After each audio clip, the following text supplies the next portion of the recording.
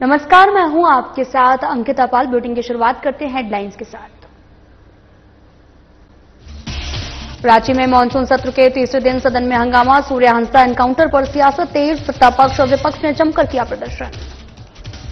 रांची में न्यायमूर्ति ने विद्युत नियामक आयोग के अध्यक्ष पद की दिलाई शपथ, राज्यपाल ने नवनीत कुमार को दिलाई शपथ, मुख्य सचिव ने अधिसूचना का किया वाचन। नालंदा में मंत्री ने किया साइकिल वितरण, कार्यक्रम में अनुमंडल अधिकारी भी मौके पर मौजूद, मंत्री श्रवण कुमार ने वोट अधिकार यात्रा पर कसा तंज।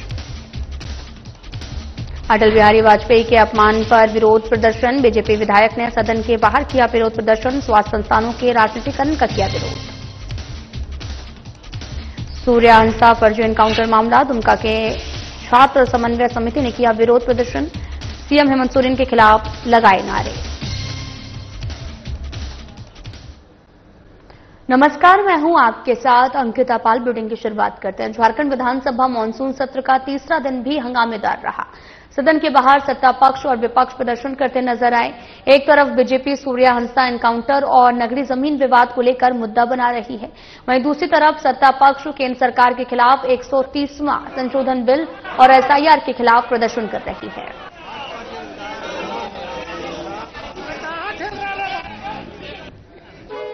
अधिकार जनप्रतिनिधियों का हो तो विशेष जिनको लोकतंत्र में मंत्री है, प्रधानमंत्री है, केंद्र के मंत्री है, प्रदेश के मंत्री, अगर वो जेल चले जाते हैं और 30 दिनों तक अगर उनके बेल नहीं होता है तो उनकी सदस्यता नहीं। सवालों से डरा हुआ है, भाग रहा है। हम लोग कहीं हंगामा नहीं करते हैं। हम लोग तो चाहते हैं कि जनता का सवाल हाउस में आवे। तिवारी जी, एक तकनीकी सवाल ये था कि सुप्रीम कोर्ट ने आदेश कर दिया था कि जो गैरमजरूरत हथियानी जमीन उसका म्यूटेशन फॉरेस्टेशन सरकार कर सकती है, मुआवजा ले सकता है, लेकिन यहाँ पर आपको वो तो नियम पालन होकर दिखाई पड़ रहा है। निश्चित आपका बहुत महत्वपूर्ण सवाल है और पूरे राज्य का इससे बड़ा कोई ज्वलंत इशू हो नहीं सकता है। गांव देहात में चले जाइए, 99% लोगों के पास गैरमजरूरत जमीन है और हाई कोर्ट के डबल बेंच ने, डबल जज ने कहा कि भाई गैरमजरूरत जमीन जिसके जोधपुर कब्जे में है उसके नाम पर उसका मोटेशन हो, ऑनलाइन हो, रसीद कटे। लेकिन ये सरकार का डबल स्टैंडर्ड और इसका डबल चेहरा देखिए। चुनावी मैदान में जाकर के कहते हैं कि हम भी चाहते हैं कि गैरमजरूरत जमीन रैयत के नाम पर उसका मोटेशन हो, और आज झारखंड सरकार डबल बेंच के फैसले को उसके विरोध में सुप्रीम कोर्ट चला गया। घर घर जाके वोटर लिस्ट को वेरिफिकेशन करना, बहुत सारे वोटर चुनाव के समय यहां नजर आ जाते हैं और बाद बाकी समय कभी नजर नहीं आते हैं। तो मैं यही कह रहा हूं कि जेन्युइन जो वोटर है उनका नाम लिस्ट में रहे, जो अवैध वोटर है उनका नाम इस लिस्ट से बाहर हो, ताकि हमारे जो नागरिकता का सबसे बड़ा इस देश में पहचान है वो वोटर आईडी है और इसमें देश की सुरक्षा का सवाल है। वैसे लोग को डिलीट नहीं करना है, उनको डिपोर्ट करना है जो अवैध रूप से यहाँ रह रहे हैं। देश के प्रधानमंत्री अब तो यह आशंका है कि वो वोट चोरी करके सांसद बने और देश के प्रधानमंत्री बने। तो ये जो गलत सही जो लोग कर रहे हैं उस पर लगाम कैसे हो, इसके लिए हमारे नेता आदरणीय राहुल गांधी जी ने पूरे डेटा फैक्ट के साथ यह उजागर किया है कि किस तरह से वोट चोरी महाराष्ट्र में या अन्य राज्यों में किया गया, ये लोगों के सामने है।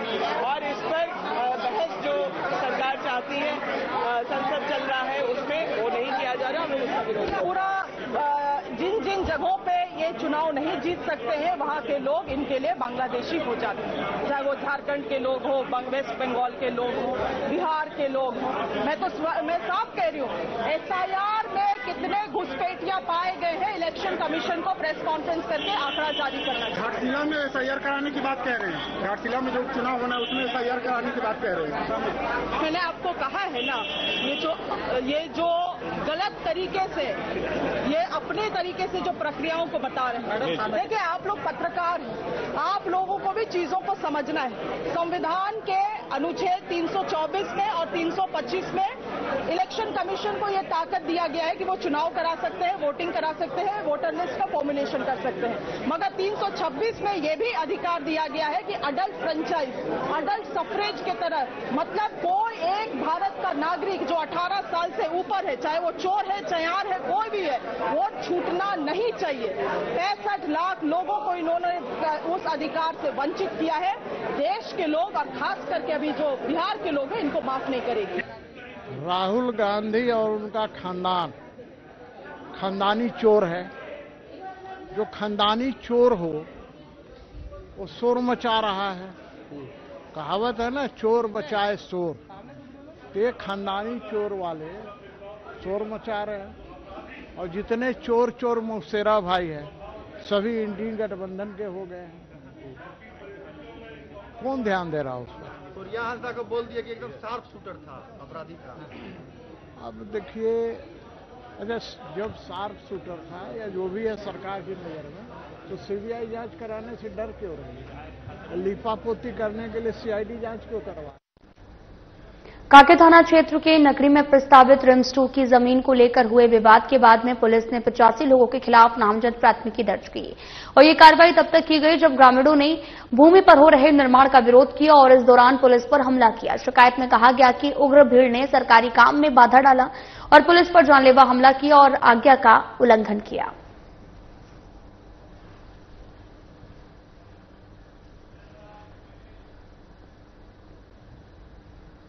बीजेपी विधायक बाबूलाल मरांडी ने राज्य सरकार की ओर से झारखंड निर्माता श्रद्धेय अटल बिहारी वाजपेयी का अपमान और स्वास्थ्य शिक्षण संस्थानों के राजनीतिकरण के विरोध में आज सदन के बाहर विधायकों के साथ प्रदर्शन किया।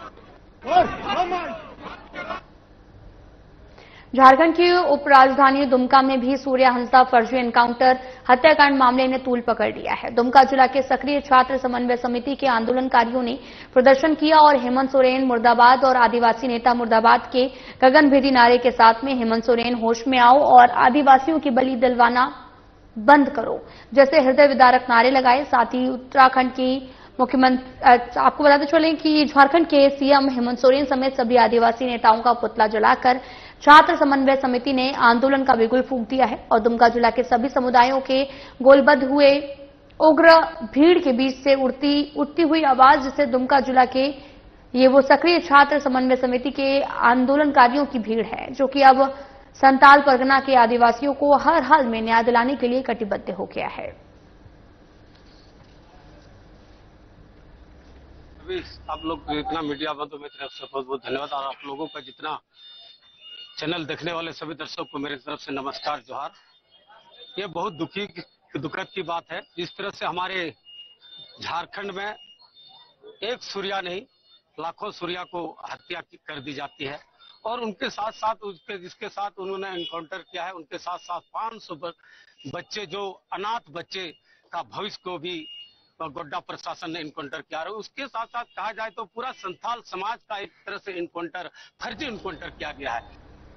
राज्यपाल संतोष कुमार गंगवार ने न्यायमूर्ति नवनीत कुमार को झारखंड राज्य विद्युत नियामक आयोग के अध्यक्ष के पद की शपथ दिलाई है। इस अवसर पर राज्य की मुख्य सचिव अलका तिवारी ने न्यायमूर्ति नवनीत कुमार की झारखंड राज्य विद्युत नियामक आयोग के अध्यक्ष पद पर नियुक्ति संबंधी अधिसूचना का वाचन किया है, जिसके बाद राज्यपाल के अपर मुख्य सचिव डॉक्टर नितिन कुलकर्णी ने भी उन्हें शपथ ग्रहण के लिए आमंत्रित किया।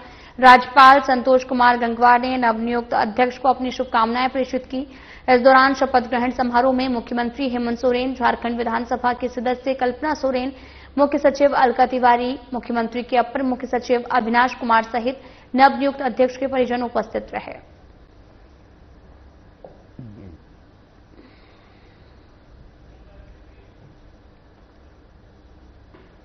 तो वहीं बिहार सरकार के ग्रामीण विकास मंत्री श्रवण कुमार और जेडीयू सांसद कौशलेंद्र कुमार ने बिहार शरीफ प्रखंड कार्यालय में दिव्यांगजनों के बीच में बैटरी चलित ट्राई साइकिल का वितरण किया है और आयोजित कार्यक्रम में प्रखंड विकास पदाधिकारी, अनुमंडल अधिकारी भी मौजूद रहे। इस मौके पर मंत्री श्रवण कुमार ने राहुल गांधी की वोट अधिकार यात्रा पर तंज कसा। साथ ही कहा कि आगामी बिहार विधानसभा चुनाव में कांग्रेस के साथ साथ उनके सहयोगी दलों का भी सफाया तय है।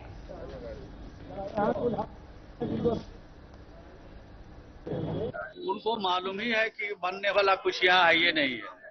तो जब कुछ होने ही वाला नहीं है तो बेचारे वो समझ गए हैं।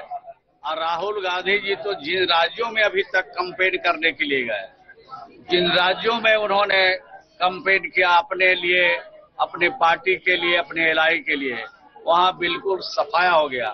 और बिहार में भी आया है तो कांग्रेस का भी सफाया वो करके जाएंगे और उनका एलआई भी जो है उसका भी सफाया सुनिश्चित। कल प्रियंका गांधी भी आ रही है, अखिलेश यादव आ रहे हैं। अरे भाई कोई गांधी अब आ जाए, बिहार में एनडीए की लहर है, बिहार में आंधी है, बिहार के हर परिवार, बिहार का हर गांव, बिहार के हर लोगों को साधन और सुविधा बिहार की सरकार जो मुहैया करा रही है। 2005 से पहले के स्थिति में कोई बिहार के लोग जाना नहीं चाहता है। झारखंड सरकार स्वास्थ्य व्यवस्था को बेहतर बनाने के लिए रिम्स 2 का निर्माण कराने जा रही है, लेकिन सरकार की विपक्षी पार्टी बीजेपी ने इस पर खेतिहारी जमीन बताकर बीते दिन हजारों की संख्या में उस जमीन पर खेत जोतने का काम कर रहे हैं। आंदोलन करने पहुंचे आदिवासी समुदाय के लोगों पर सरकार की पुलिसिया टीम ने लाठीचार्ज और आंसू गैस के छोड़ने का काम किया। इस पर सरकार की सहयोगी पार्टी ने कहा कि राज्य में जब विकास की बात सामने आती है तो भारतीय जनता पार्टी उस मुद्दे को विनाश की ओर धकेलने का काम करती है और उसी की रणनीति पर बीते दिनों अराजकता की आड़ में आंदोलन किया जा रहा था, जिसको लेकर पुलिस प्रशासन की टीम अंकुश लगाने का काम किया है।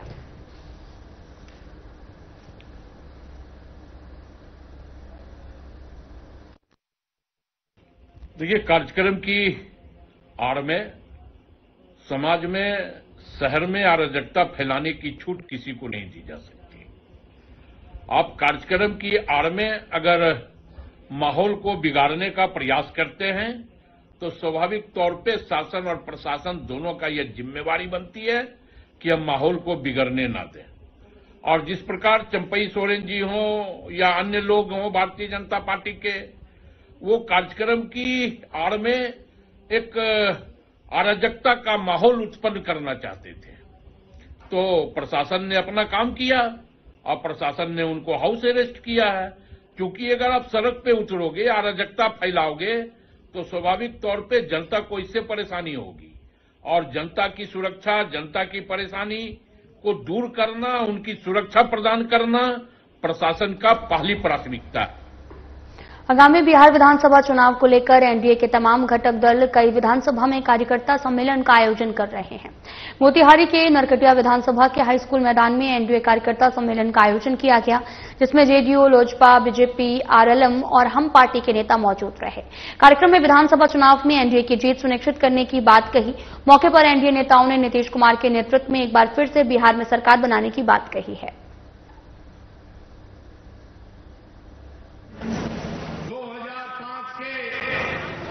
पहले के बिहार को आपने महसूस किया है।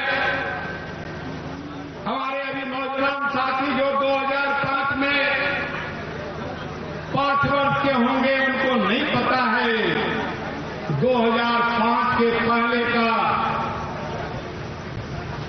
पति पत्नी शासन का बिहार कैसा था। इसलिए मैंने कहा मित्रों, यशस्वी मुख्यमंत्री जी के नेतृत्व में, श्री नीतीश कुमार जी के नेतृत्व में और यशस्वी भारत के प्रधानमंत्री श्री नरेंद्र मोदी जी के मार्गदर्शन में बिहार ने एक बड़ी अंगड़ाई ली है। मुख्यमंत्री हेमंत सोरेन ने आज झारखंड विधानसभा स्थित मुख्यमंत्री कक्ष में केंद्रीय कोयला राज्य मंत्री सतीश चंद्र दुबे के साथ में उच्च स्तरीय बैठक की है। बैठक में कोयला खनन गतिविधियों, पर्यावरणीय संतुलन, स्थानीय लोगों को रोजगार उपलब्ध कराने और साथ ही क्षेत्रीय विकास से जुड़े कई मुद्दों पर सार्थक चर्चा की। मौके पर मुख्यमंत्री ने झारखंड के हितों, खनन क्षेत्रों में स्थानीय लोगों की भागीदारी, रोजगार सृजन, पर्यावरणीय संतुलन और राज्य सरकार को मिलने वाले राजस्व से संबंधित विषयों को प्रमुखता से रखा है।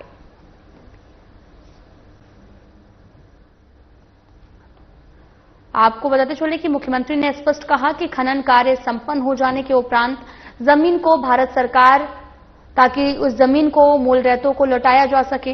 मुख्यमंत्री ने यह भी स्पष्ट किया कि खनन प्रभावित क्षेत्रों में लोगों के पुनर्वास, रोजगार, पर्यावरणीय संतुलन और आधारभूत संरचना और विकास को प्राथमिकता दी जाए। साथ ही मौके पर केंद्रीय कोयला राज्य मंत्री ने मुख्यमंत्री द्वारा उठाए गए बिंदुओं पर सकारात्मक रुख दिखाते हुए कहा, राज्य और केंद्र मिलकर समाधान तलाशेंगे।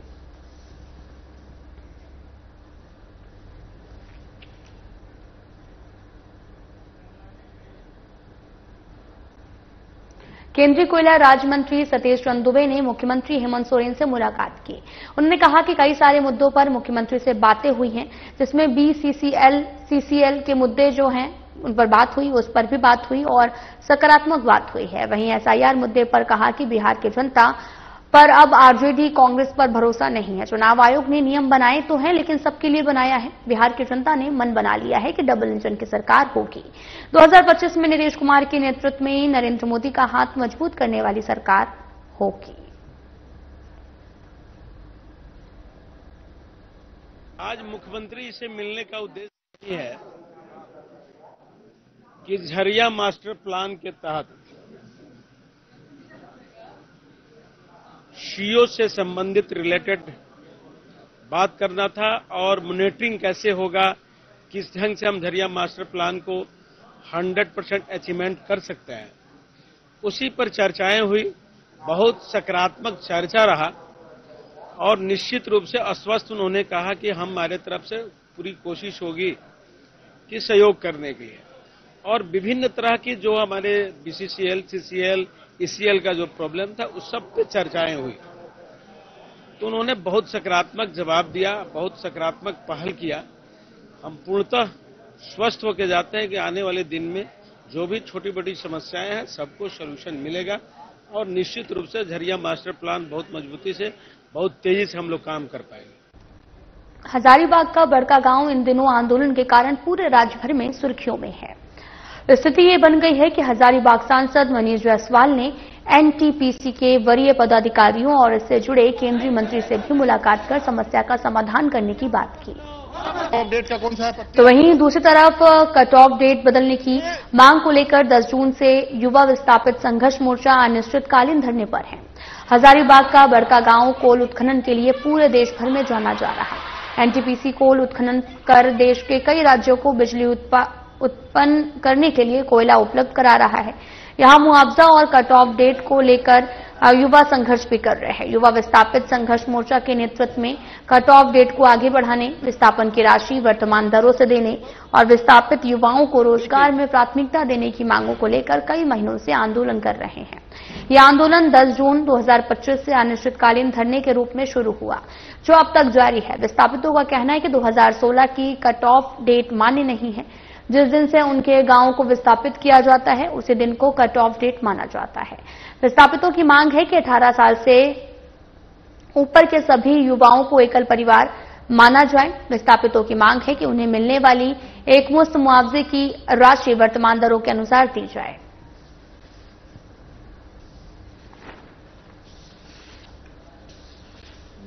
देखिए, कॉम्पनसेशन के रेट को लेकर के चर्चा हुआ है।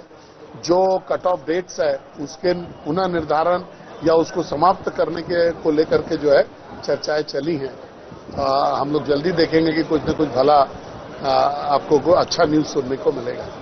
अच्छी बात है, अच्छी पहल है। अगर हमारे माननीय सांसद इस चीज को लेकर अगर मंत्री और अगर विभाग से मिल रहे हैं तो अच्छी बात है। लेकिन इससे पहले भी हम लोगों ने सांसद जी को भी बताया था, धरना से बैठने से पहले भी सांसद जी को बताया था। और जब हम लोगों ने पैदल यात्रा करके आ रहे थे हम लोग हजारीबाग, पहली बार जब 2 साल पहले जब सांसद जी जीतकर पहली बार आए थे, उस समय भी हम लोगों ने उनको लिखकर दिया था कि इसको प्रोसेस करें। लेकिन बहुत वक्त लग गया, हमारे घर टूट गए, हमारे घर उजड़ रहे हैं, हमारी जमीनें कट रही हैं।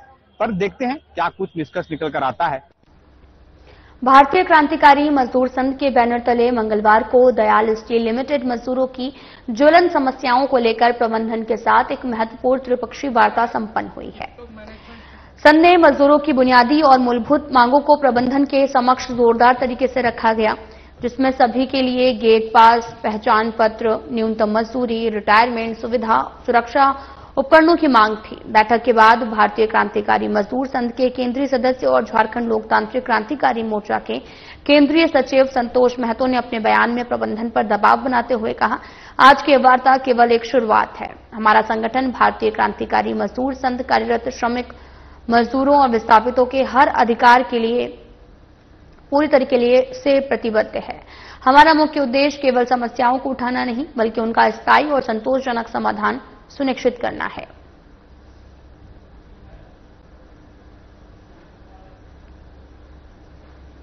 झारखंड कर्मचारी चयन आयोग के प्रतियोगी छात्र अपने कई मांगों को लेकर पदयात्रा करते हुए विधानसभा मैदान पहुंचे। विधानसभा के बाहर छात्रों का धरना प्रदर्शन जारी रहा। आंदोलन का समर्थन देने झारखंड लोकतांत्रिक क्रांतिकारी मोर्चा के केंद्रीय वरीय उपाध्यक्ष देवेंद्र नाथ महतो भी विधानसभा पहुंचे।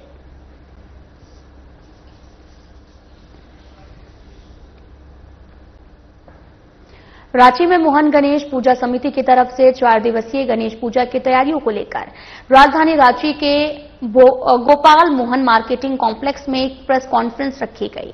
गणेश महोत्सव की सफलतापूर्वक पूजा की जानकारी साझा की गई। गोपाल मोहन गणेश पूजा समिति ने विशेष जो कार्यकर्ता जो हैं, जो पंडाल बनाते हैं, उनको बुलाया गया है और इस बार भव्य पंडाल का आयोजन हो रहा है और काफी सारे श्रद्धालुगण इसमें जो है इसमें आएंगे। पिछली बार को संख्या को देखते हुए हमने इस बार पंडाल को और बृहद रूप दिया है और जो कलाकृति आप देखेंगे वे बंगाल के सुप्रसिद्ध जो कलाकृति हैं जो बनाते हैं उनको हमने आमंत्रण किया है इस बनाने में। और अगर बिगड़ा की अगर बात करते हैं हम, तो अभय मुद्रा में श्री गणेश जी दिखेंगे हमें और सब लोगों को इनका आशीर्वाद मिलेगा, ऐसा हम आशा और कामना करते हैं।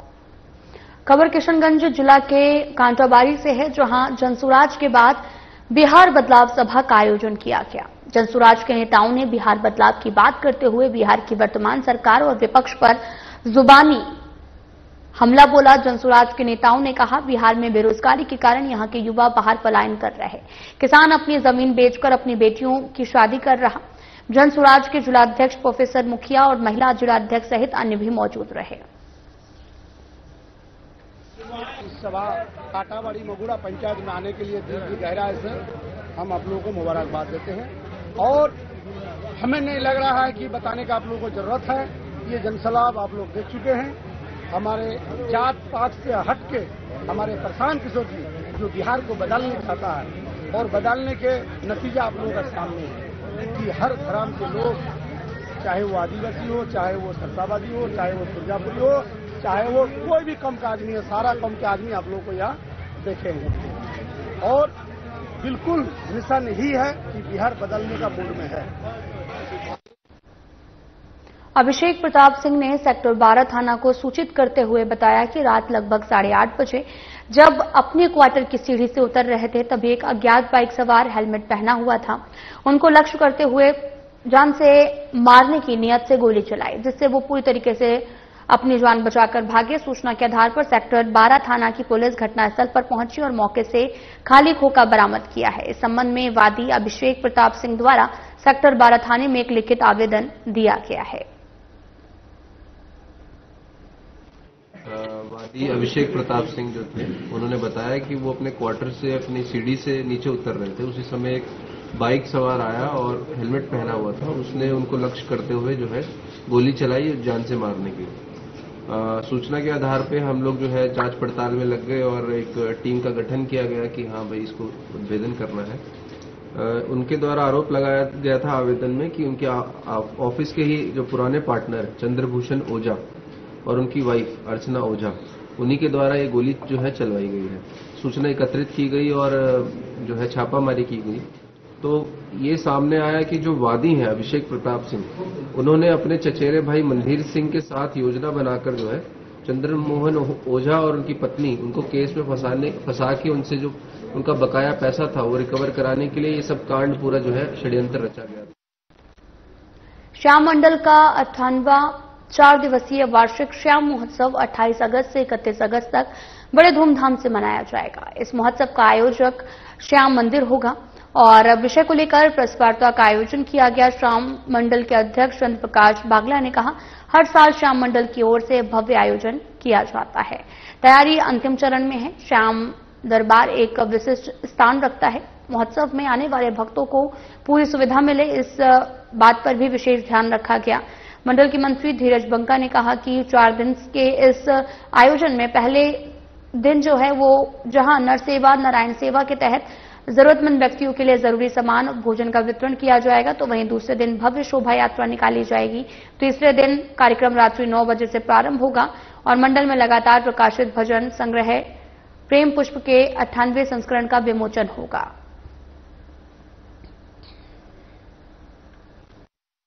श्री श्याम मंडल रांची के 98वें श्री श्याम महोत्सव की जानकारी देने के लिए आप लोगों को बुलाई गई है।